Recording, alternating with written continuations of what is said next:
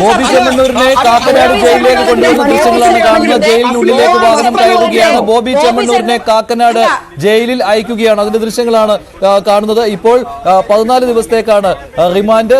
CJM കോടതിയുടെ റിമാൻഡാണ് വന്നിരിക്കുന്നത്.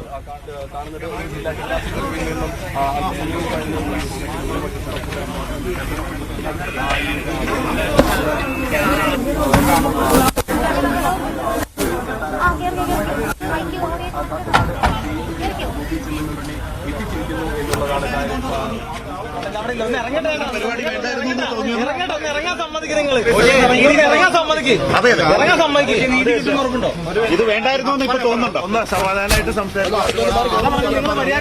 Pressure down ആയിട്ട് കുറച്ച് പ്രോബ്ലം ഉണ്ട്. കാല് പൊട്ടിയിട്ടുണ്ട് വീണിട്ട്.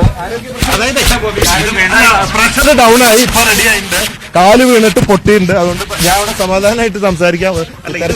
ഇത് വേണ്ടായിരുന്നു എന്ന് വെച്ച് കഴിഞ്ഞാൽ എന്താണ് ഉദ്ദേശിച്ചത്?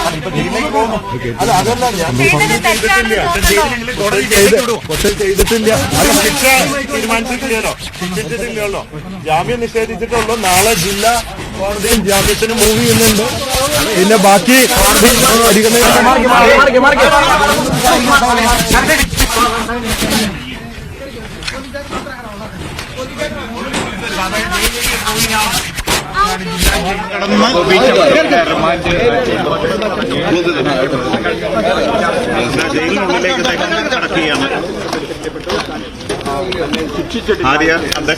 ബോബി ചെമ്മണ്ണൂരിനെ കാക്കനാട് ജയിലിലേക്ക് മാറ്റിയിരിക്കുകയാണ്. കാക്കനാട് ജയിലിൽ അടച്ചു. 14 ദിവസത്തേക്കാണ് റിമാൻഡ്. ജില്ലാ കോടതിയിൽ നാളെ തന്നെ ജാമ്യ ഹർജി കൊടുക്കും എന്നാണ് ബോബി ചെമ്മണ്ണൂർ പറഞ്ഞത്.